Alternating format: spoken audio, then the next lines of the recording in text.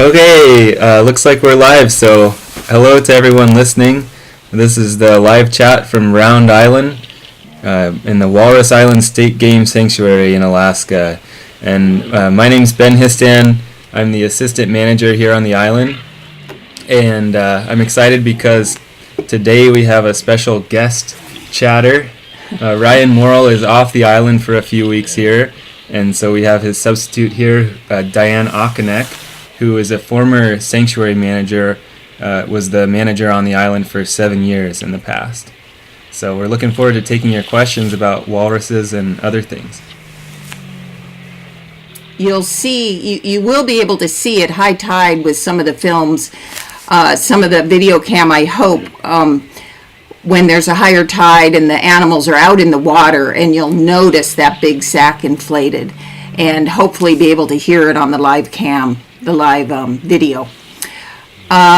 So let's see the other. So no, they don't. The question on the post that we got was, would their mouths be opened or closed during the chiming? And it's not associated with their mouth at all. The sound is coming from this pharyngeal sac, and so you can't tell that the teeth clacking, which you'll hear if on this video on the post. It's a completely different sound, and it's a very sharp, clanky sound, like banging a hammer on a metal pipe. And that is made apparently with their teeth clacking together. And I've seen walruses on the beach doing that only when they were asleep and sort of seemed to be dreaming, frankly. And it's mostly an underwater sound, so you don't hear that from the surface very often. They also make a high-pitched whistling sound that I've never heard them do when they're hauled out. They're, swimming by the beaches, and you'll hear a very high-pitched whistling sound, and I don't know what that's associated with. Yeah. And then as far as how old they'd be when they'd first be able to chime, I think I've definitely only seen pretty mature animals chime. And we were just talking recently about maybe it's true that it might be true that walruses learn this chiming behavior from other older walruses who they see doing it, because there have been, well, I guess Diane was saying she'd talked to a person who worked with walruses in captivity, and she thought that the captive walruses who hadn't seen other walruses do the chiming, they didn't chime because maybe they didn't know how. So that was kind of interesting to think of.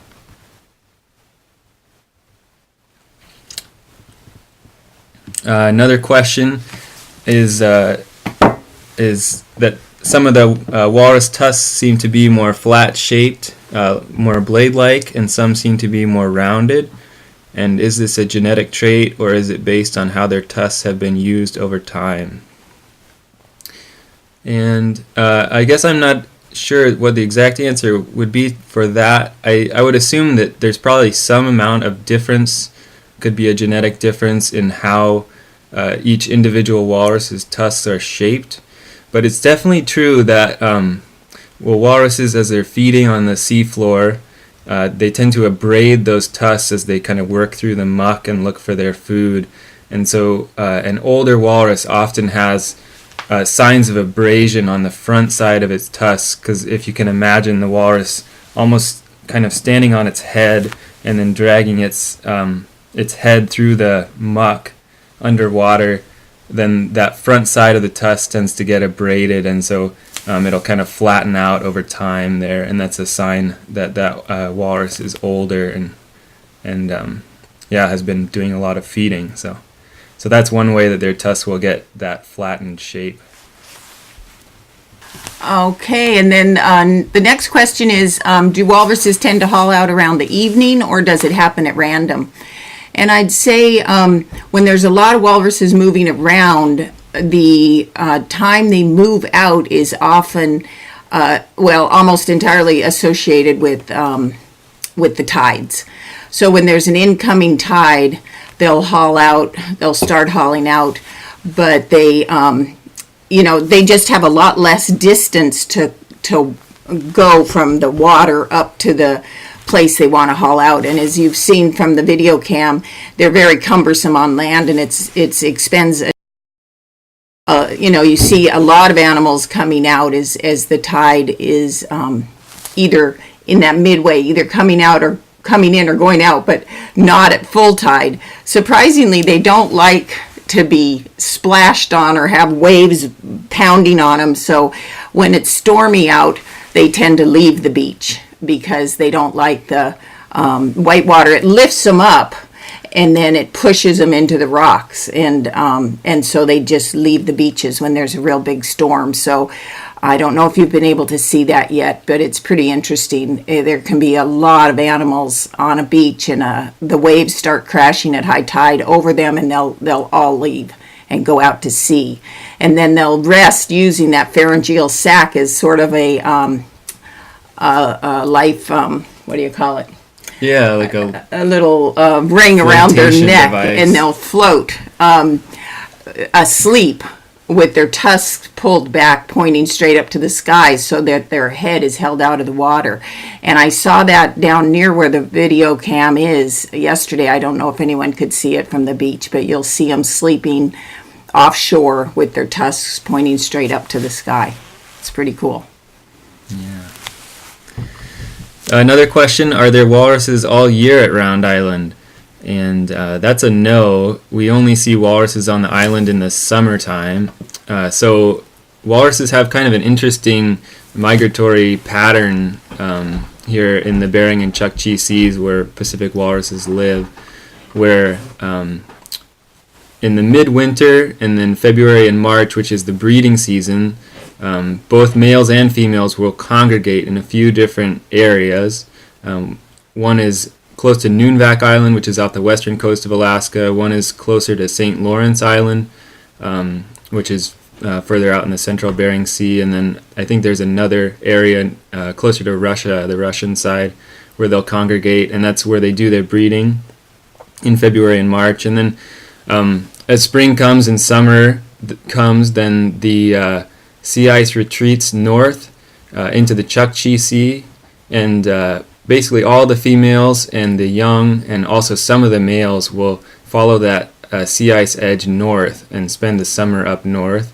And then a lot of the males, the mature males and some of the younger ones as well, go south into Bristol Bay where Round Island is.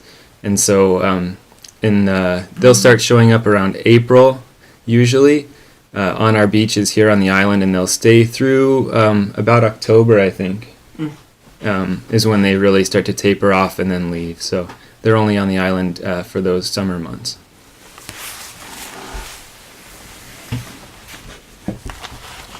Okay. Let's see. Let me find another question here for us to answer. Take your pick. What's the typical age distribution of Round Island? Are there many 2-year-olds? Is the distribution pretty flat, 3 to 30-year-olds? And are old-timers beyond 40? Well, the only way to really know the age of a walrus is with a tooth sample, and they can slice it, and they have rings like a tree. But there's other ways to take a educated guess with just their body shape and size. And so no one recently has done any studies here on what age, what the groupings are of the different age and how many of each group. But so I can't really answer, but commonly a real young one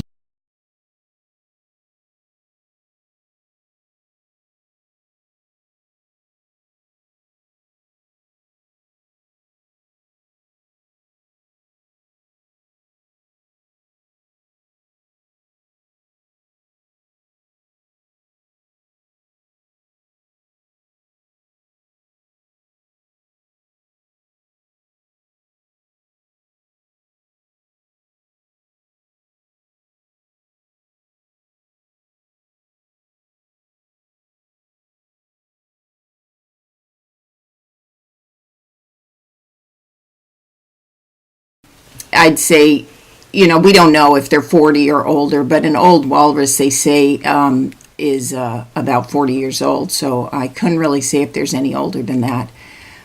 So there's a broad range of age distribution on the island. Cool. All right, another question is asking if we track any individuals, or if there are any subgroups, or if it's all just a big random walrus brotherhood on the island. And it tends to be that. We aren't actively tracking any individual walruses at this time. Other agencies... Yeah.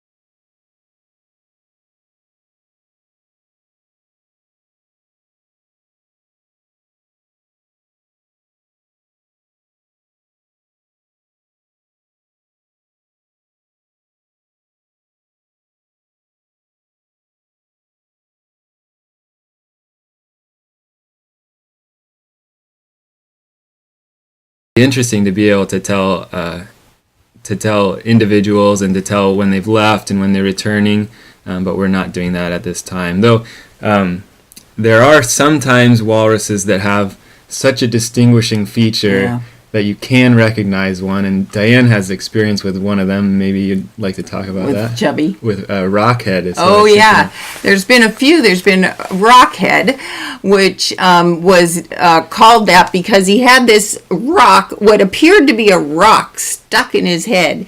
And so he was super easy to identify. And we saw him every year, and we saw him throughout the summer. And I eventually was able to get a very close picture of it. This rock, and it looked to me like it's actually a broken off tusk.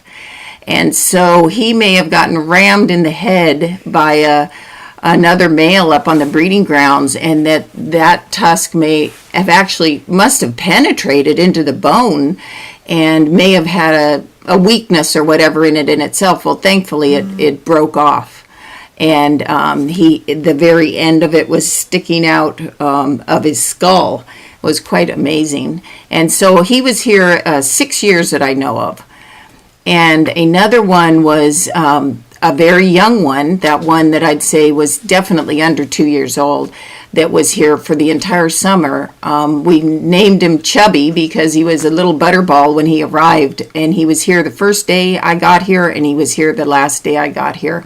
And I saw some wonderful behavior throughout the summer of the big males protecting him, and actually Chubby riding on the back of a big, gigantic male and going all the way around the beach in front of the cabin here and around to where the video cam is located, with his little flippers grasping the big male's back. And so that was fun. That was a treat. Yeah, pretty neat.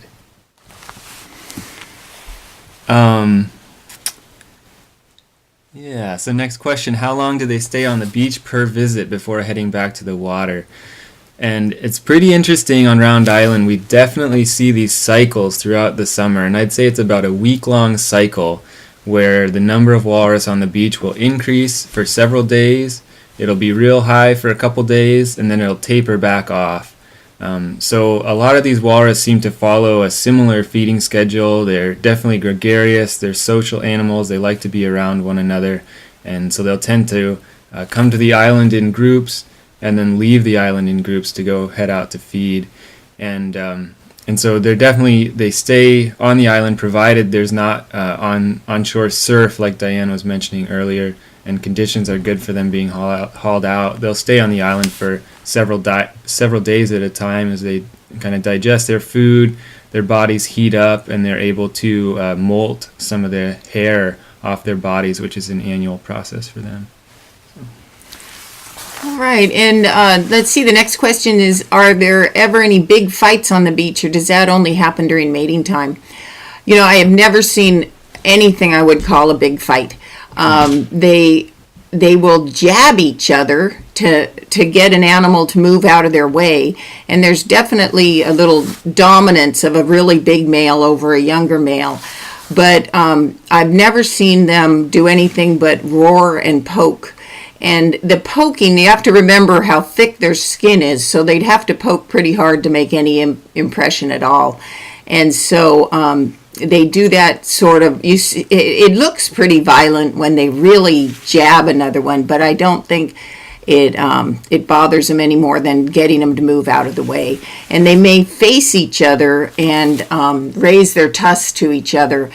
That looks like sort of a dominance thing, and it may be sort of a get out of my way thing, but I've never seen it go any further than that. But it must be quite impressive up at the mating grounds, which very few people see because it's pitch dark and up on the ice, so that's not been watched very often. So the next question says, they must have a heck of an immune system to be that close in such huge numbers. Are there ever mass outbreaks of disease? Yeah, it is pretty impressive how close they get to one another. If you watch the camera, you'll definitely see that they go to the bathroom right where they are. They don't get up and go anywhere for that. Yeah, so I think they do have pretty impressive immune systems. I don't know of mass outbreaks of disease. I mean, walrus don't reproduce very fast. The females will have a calf every 2 years at most. But they're long-lived animals. Like Diane was saying, they can live to be 40 years old, and yeah, they're really hardy. They stand up well to their environment, which is pretty extreme, demanding environment to live in, and so they seem to do pretty well. We don't hear of mass outbreaks of disease. So. Okay, let's see.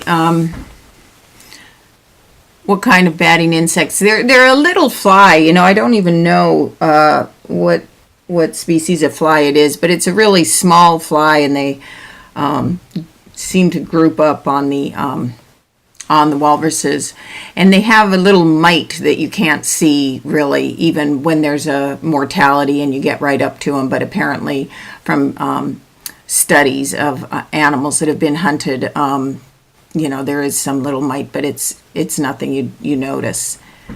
And let's see, how close do people get to them? Are they spooked at all by people? Well, that's a good question, and one of the main reasons we're here, and that it's so important to have a sanctuary for walruses, because they are very susceptible to noise and disturbance. And so when people don't get close to them at all, we have points that are set aside for viewing the animals, and people have to stay very low at the viewpoints and quiet. And maybe we can post a picture of one of the viewpoints, but yeah, we'll be sure and do that. So you're above the animals looking down at most of the viewpoints. So when people come in on the boat from Togiak, that's the only time people are allowed on the beach. And so they land, and the boats are required to come in at a certain approach route coming in the island. So it's always the same way. And when the boat gets to 3 miles offshore, they have to be in contact with us on the radio. And we tell them to come in, and we can tell the boat captains to slow down if the noise is bothering the animals at all. And the staff here observes all the animals within view of the boat approaching, and we monitor all the disturbance. So Paul Markoff over at Togiak Village is very good. He has a good engine that's quiet, and they get in. He does a really good job approaching without disturbing the animals. And then the people get off, and they haul their stuff up to the top of the bluff, and then that's the last time anyone goes down on the beach. And so the trails are routed so that they won't disturb the animals, but you're still close enough to see the beach and get to the viewpoints. And then you have to sit quietly, and occasionally there will be a disturbance from a person, but everyone's very well aware of the fact that they have to be quiet and stay low when they're at the viewpoints. Okay, in addition to the walruses, what other species are you monitoring on Round Island? Well, the other marine mammal species we monitor here are stellar sea lions, which haul out here throughout the summer and also the spring and fall. They're here in their most numbers, in late April and early May, which coincides with the herring spawning nearby. And we'll see up to 600 or 700 stellar sea lions hauled out on the island at that time. And other times in the summer, it's more like 100 or 200 animals, but we definitely see them daily here. You can often see them swimming around near the shore and playing or catching fish or just diving and swimming by. We also keep track of birds on the island. There have been estimates made that there are somewhere like 250,000 seabirds nesting on Round Island in a given summer. The majority of those are common murres, which you'll definitely see on the camera. You're probably seeing them there already. They're black and white. They look almost a little bit like penguins, except that they can fly. And they nest all over the steeper cliffs of Round Island, of which there are many. And they don't build a nest at all. They are a bird that just finds a spot on a cliff ledge and lays an egg, and then one of the parents is constantly there and holds the egg on top of its feet and then covers the egg with a little stomach sac, and then the other parent will fly off and fish and come back to feed its mate while that egg is incubating. So we track the nesting productivity of the murres by watching certain plots where they're laying eggs and incubating them. And then we also monitor productivity of black-legged kittiwakes, which is a kind of seagull that you'll definitely see on the camera, and also pelagic cormorants, which nest here as well. And those are the main species that we do monitor. We definitely also keep an eye out just for what's here and any kind of rare species that come in, and it seems like every season we get something pretty interesting coming by. So I saw a gray whale just an hour ago, maybe, just right offshore, which it's always fun to see them. Yeah. So the next question was about visiting Round Island. You can visit Round Island. You'd want to go to the Alaska Department of Fish and Game website and then to their sanctuary link, and then you'll find Round Island. And you can get a permit right online. And then once you have your permit, the permits are restricted. There's a maximum of 15 people that can come out and camp on the island at one time. And you get a 5-day permit. And then you have to figure out the transportation. So on the site, there's a link of how to get here.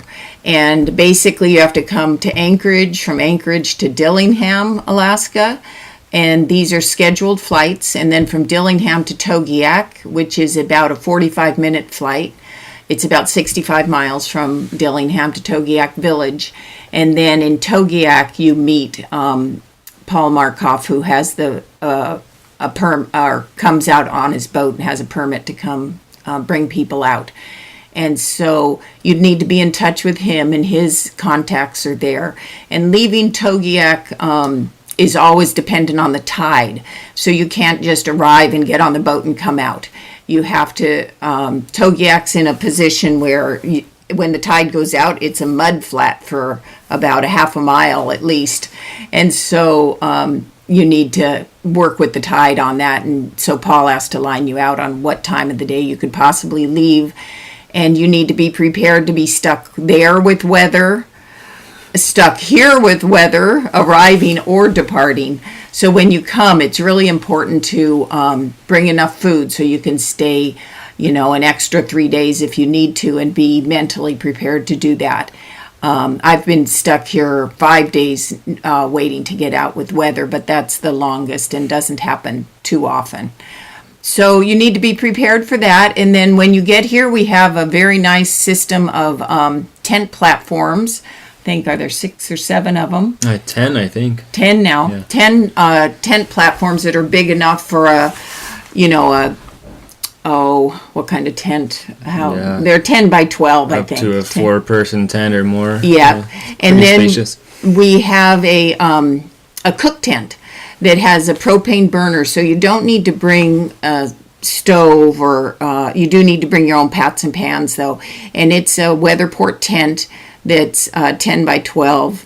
And so there's a table in there and a place to cook out of the weather, which is very, very nice. And then there's an outhouse. And so those are the facilities here on island. And then you're free to go around the island on your own at any time, of the day. There aren't restrictions in that way. And you'll get a very nice orientation when you arrive, that we review all the regulations and try to take you out to the viewpoint and show you the right way to approach it so you won't disturb animals. And we have a map for you and other information once you get here. So it's a trip of a lifetime. If you can do it at all, I would recommend it. Yeah, hope to see you all here. All right. Have there been any significant changes to Round Island walrus populations with sea ice changes over the years? I heard that counts have been made since 1960. Well, that's true. Let's see. Round Island was made a wildlife sanctuary, I think, in 1960, and it's definitely was on people's radar, researchers' radar before then. So there definitely are counts going back that far. The long-term trend for counts at Round Island is decreasing numbers of walrus being seen. There are some counts from decades ago where 8 or 10 or as many as, I think, 14,000 is the highest number that I've seen that was ever counted here. And these days, a typical high count for a summer is more like 2,000 or 3,000 animals. So we have seen that decline, and there are a couple ways to possibly go about explaining that. Overall, as far as any researchers can tell, the population of Pacific walruses is declining over their entire area. They're, like I said before, they're really hard to study. They're hard to get a census of. They're constantly on the move. They migrate. It's a really difficult area to fly over and survey. But as far as we can tell, their numbers are declining a bit. With the decline in sea ice extent, we would expect that to create sort of stresses for walruses, as they tend to have to swim farther and work harder, depending on where they are, to get to their feeding grounds. But then there are other reasons that could play into declining numbers of walruses at Round Island too. Before it was made a sanctuary, there was a lot of hunting pressure in this area for walruses, and that has really diminished in recent decades, the hunting pressure from humans. And so in response to that, the walruses where in Bristol Bay, Round Island was sort of the only place where they were still hauling out around the time when the sanctuary was created in 1960. But in the years since then, they started to haul out elsewhere in Bristol Bay, like Cape Newenham, Cape Seniavin, and a few other spots. And sometimes they're there in good numbers. As many as we'll see at Round Island can be over at Cape Seniavin or in other places. And so they're also spreading out, which is usually seen as a good sign as well. So. All right. So the next question is for our student readers at tweentribune.com. What advice do you have for those who would like to become researchers of animals such as walruses? Well, that's great to hear. There's people young people interested in studying marine mammals or any science-based activity. So I would say, keep studying hard. But besides studying and doing well in school and science is to become a curious person about the natural world and become an observer of the natural world. So when you're out just taking a walk, just notice what's going on around you, the birds, even if you're in the city, whatever species you have around you. because it's very important to notice detail and to be aware of what's changing with animals that are even hard to observe or that people don't know much about. So just becoming curious and spending as much time outside as you can, and reading a lot, and pursuing finding someone that can mentor you and taking advantage of every opportunity there is to do things like watch this video cam and just really watch the animals and what they're doing, and seek out people that can take you places and tell you stories and talk to you about whatever it is you're interested in, and then keep pursuing that dream to learn more about whatever it is you're interested in. All right. Next question. I've read that only about half of the walrus diet consists of mollusks, and that they eat worms, snails, and soft-shelled crab too. Do you know if they prefer certain foods or if they just eat whatever they can find? And is it true that they eat mostly the clam feet, not whole clam bodies? Well, yeah, I don't actually... I'm not sure I know how to answer that. Do you have that, Diane? Well, they do eat all the things you mentioned: worms, snails, soft-shelled crabs. They've done some stomach samples of animals that are hunted. That's the only way you can do that sort of thing, and all those things are in their stomachs. So I don't know if they have a preference, but they do. I would say about, I don't know, clams, I would guess. But here they have, once in a while when you see them coming back from a feeding foray, you'll see little tiny clams, maybe an inch or two in diameter, clamped onto their vibrissae, their whiskers, and just hanging on, so you can tell they've been down feeding on clams. It's pretty cute. But apparently clams are their most... one of their favorite foods, but they suck them out of the shell. They don't eat just the feet. Walruses don't inhale the clam or chew on it. They suck the clam flesh out of the shell, and it's pretty impressive thing to watch. Well, you've only seen it on videos, the few videos that have documented it. So that's how they eat. They don't chew on their food. Yeah, their mouths and their tongues are designed in a way, or not designed, but they're built in a way that they can create incredibly powerful suction, for sure. Oh, the odor on the beach. Oh, that's amazing, yeah. It's definitely an odor. I'll tell you, I think we're probably pretty hardened to it, because I don't notice it very often unless it's a really still, hot day, which hot here might be 70 degrees. And if it's really still and there's a lot of walruses on the beach, you can actually see the line of their excrement in the water. And it gets people that come to visit notice it a lot more than I do. But it's not unpleasant. Let's just put it that way. It's very organic, and it's something that's just something you get accustomed to very quickly. Yeah. Were the red foxes introduced to Round Island from the mainland? Yes, as far as we know, the foxes came over from the mainland. They weren't put here by people. They probably just walked out on the sea ice during a year when there was solid sea ice. There's definitely evidence that animals, besides foxes, but definitely foxes, are able to go back and forth between the mainland. It's about a 10-mile trip from Round Island to the mainland. Yeah, so it'd be pretty easy for a fox. And a woman here, Cindy Zabel, did her thesis out here on the red fox, and found out some very interesting information. They do actually help each other at the den sites, like ants, other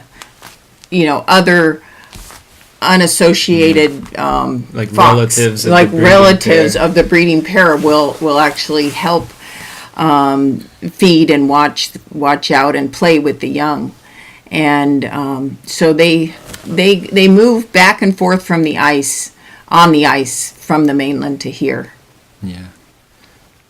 And Round Island is about a mile wide and 2 miles long, and there's something like 40 foxes on the island. It's a really dense population, and pretty good fox, so they can lose their hair that they grow each year, which they need to do during the summer, so that they can grow a fresh coat of hair for the coming winter. And so that's also thought to be why they spend so much time hauled out on land, out of the water in the summertime, is so they can heat up, and that helps them to go through their annual molt.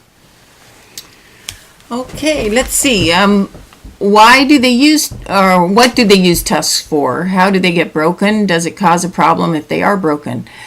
Yeah, that's an interesting question, because both the males and females have tusks, and they do not use them for feeding. The males use them for displaying up on the breeding grounds, and they will use them for protection, like to fend off a polar bear or get themselves out of they use them to actually hold on to the ice. I saw a wonderful photo that was taken by Fish and Wildlife Service when they were doing a census of a lead in the ice, and all the walruses were solid around the edge of the opening of the ice, holding on, having their tusks holding on to the ice. It was a pretty amazing picture. But they can get along without them. I don't know how, let's say the males, how successful they are in the breeding grounds without any tusks to display or to fight. So, because I have seen terrible puncture wounds that were apparently done by other tusks, just big, deep holes that were festering by the time they get down here. But it's not uncommon to see animals with one tusk or with two that are either broken off just to little nubbins, and the animals look very healthy and very fat. So they're obviously getting enough to eat and getting along fine without them. I've also seen some terrible injuries where a tusk has been like caught in a crack when the animal gets off of a rock, or I don't know how else they could have done it, but a tusk just out like at 45 degrees out of alignment from where it should be, and just bleeding like crazy. So they do injure themselves. I've also seen them break tusks just by hitting them on a rock and having a piece snap off. And they are full of little fissures, and they do get gum disease, basically, where you see the gums really red and inflamed. But they seem to get along without their tusks, but I'm sure it's a struggle in some ways for them. Another tusk question. Some tusks grow towards each other so that they eventually touch. Does this cause a problem for the walrus?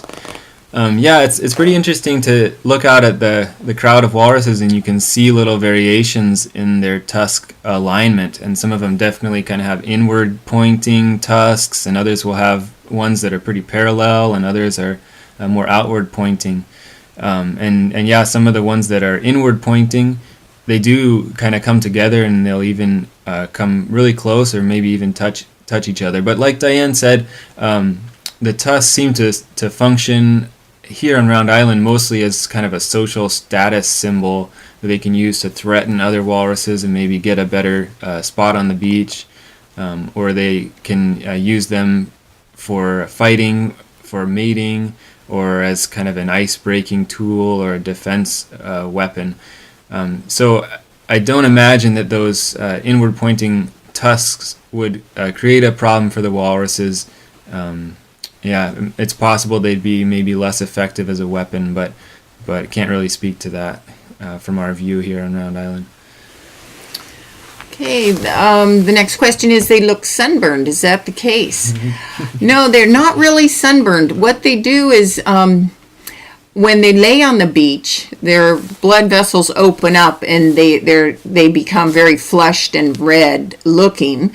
But when they go back out into the cold water, they core shunt, So the blood goes back into their core and their skin turns really white again. And so that's one way to tell how long an animal's been up on the beach is if they're still really white, they probably have hauled out fairly recently. But if they're really red or pinkish, they've become sexually mature, and then they seem to just grow more and more of them as they age. And then another reason why fur colors will differ in the summertime is that they're losing their hair, and so ones that haven't yet begun to molt, they ought to look more brown because that hair is still intact, and then as the ones who are losing their hair, they'll look lighter in color. Yeah, let's see, the next question is about the history of the island and the artifacts. The native people have been using the island for a long time, thousands and thousands of years, not as a home. As far as the archaeological studies have done here, they would come out here to hunt and live here to hunt, but not stay here year round. And so there are old house pits here, and it is a protected archaeological area, but they're still working on evaluating the studies that were done here, and so there's a lot to learn still about the history of Round Island and how long ago it was used, and so those studies are still being evaluated. Let's see, how aggressive do walruses become toward humans, seals, etc.? Yeah, I would say that, well, definitely on Round Island, it's a wildlife sanctuary, so we're really trying to avoid human walrus encounters. We're trying to avoid the walruses noticing that humans are around or having their behavior affected by humans or being disturbed by them. I would say that in general, it's much more likely that the walruses would flee from humans if they become aware of them than that they'd become aggressive.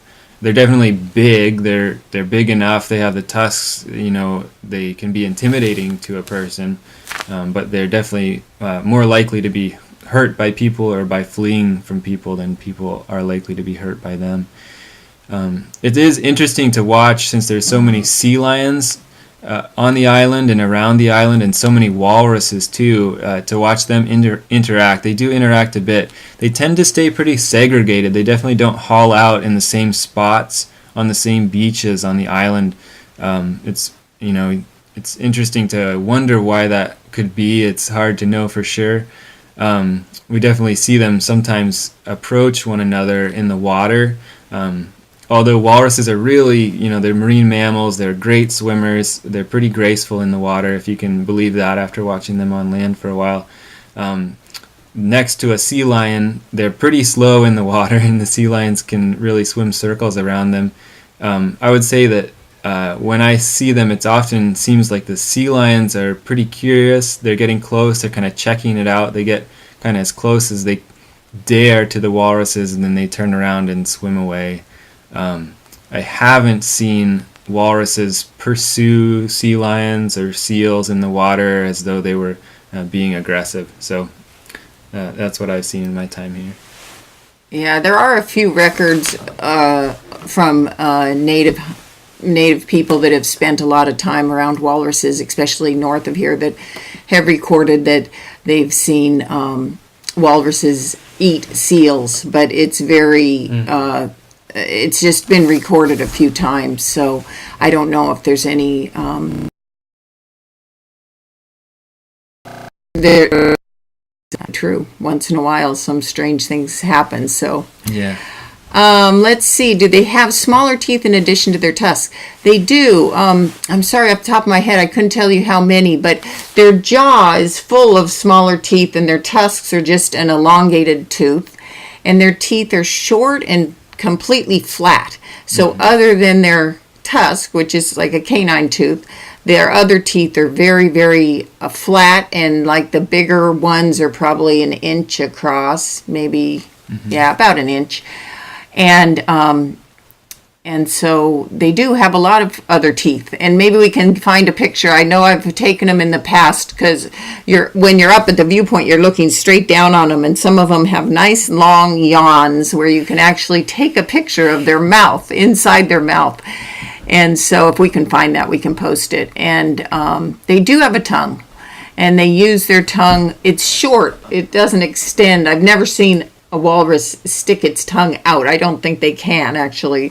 I don't know, but they use the tongue to suck up suck in the clams, and so they definitely do have a tongue. When the walruses leave the island to feed, how far out do they have to travel to find food that they commonly eat? Well, I would say that when we're observing from the island, we'll see the walruses come in for several days and then they'll leave, and we don't typically see them in large groups diving and feeding right offshore of the island. I think they're going mostly south into central Bristol Bay, if you're familiar with the area, and that would be, I don't know, a dozen to maybe 50 miles away to where there are probably better clam beds, and so I think that would be a typical sort of routine for them. Yeah, and I'll just add into that. In 7 summers here, I only saw a real active feeding one time, and luckily it was right out in front of the cabin here, very close, where there was a group of 7 that would dive down in synchrony. All 7 would go down at exactly the same time. Maybe it was 8 animals, and they'd stay down about 6 minutes, and then they would all come down up together, take a deep breath, and instantly go down again. And they did that over and over and over. And so we could only guess that they were feeding, but that's the only time I've ever seen close to this island. And so when they leave here, it's very amazing at what short distance away from the island they are when you lose sight of them. Because as big animals they are, they just bring their nose up, and so you don't really see them once they get a mile offshore.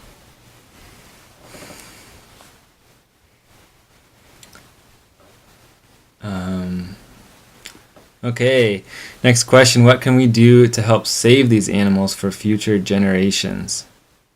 Well, this is kind of a big question. Yeah. It could be answered in many different ways. Yeah, I think like many living things, walruses are vulnerable to, in many ways, they depend on their environment being relatively intact. They depend on having a food source. They depend on having places to breed, places to rest, and being free to travel throughout their environment. They depend on not facing too much stress in their life, not too much disturbance. They depend on being able to sustain a population that can maintain itself at a healthy level.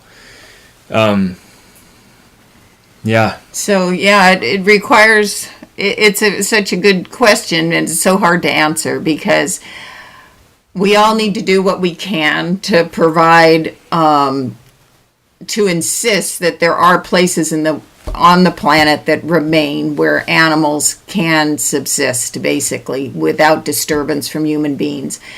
And so we need to encourage our elected officials to care about walrus and polar bears. And when you protect one species, that has a ripple effect, and you're protecting lots of other species. Like Round Island isn't just about the walruses. It also gives the stellar sea lions a place to haul out. It gives the birds quiet places to nest in undisturbed areas. And undisturbed wild places are few and far between on the planet as a whole. So we need to encourage our elected officials to care about these places. We need to do what we can. Even small areas like Round Island, it's only 1.3 square miles, but it gives these animals a place to rest that's undisturbed. So it's very critical, even though it's very small. So keep doing what you can do in your life and keep caring and keep being curious about what's going on and asking a lot of questions. It's great. Another question, do walruses face poaching the same way rhinos and elephants do? Yeah, it's true that they do. Their tusks are made of ivory, and that's a material that's of some value. So there definitely are cases of people illegally hunting walruses. There are also situations in which walruses can be hunted legally. In Alaska, that's only by Alaska natives, and it's also regulated. But yeah, they are a source of ivory, and so they are vulnerable to poaching, and that's actually one of the main reasons why Round Island was set aside as a sanctuary in the first place, was to give them a place where they can go and not be threatened by that sort of activity. Is it true that walrus can eat a few thousand clams in several minutes, and how can this be? Their natural feeding, hasn't been filmed very often or observed. Obviously, they're hard to find, and they're in very remote places. But there are some statistics about how much they eat. And right this minute, I couldn't tell you how many pounds it is that they eat a day, but they do eat a lot, and it's pretty incredible.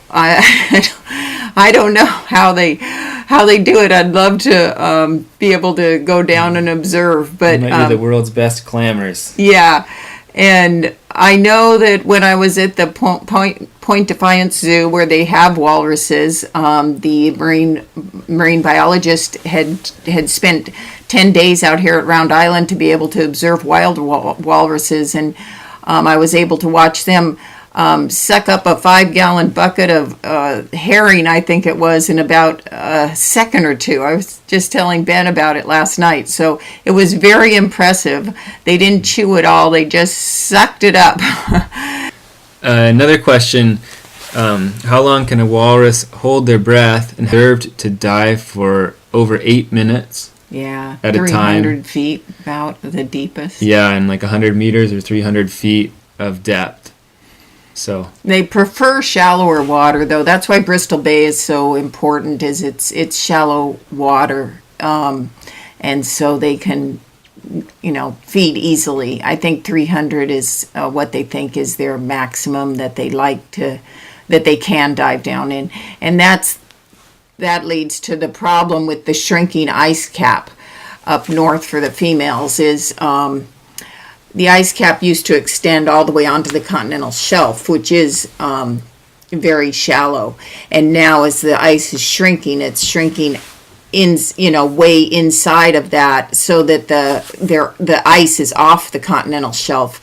And so the females used to be able to just dive off the ice, which was sort of a rotating lazy Susan sort of dinner plate effect. It moves around and around, and they could have their calf on the ice and then go down and feed on the continental shelf. But now they're having to travel to the continental shelf to be able to feed, because they cannot feed in the deep water, and that's creating problems with for them in energy expenditure, and calves are left on the ice longer and so forth.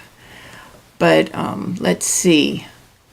The next question then was, are the vocalizations we hear indications of certain behavior, i.e. chiming when relaxed and happy?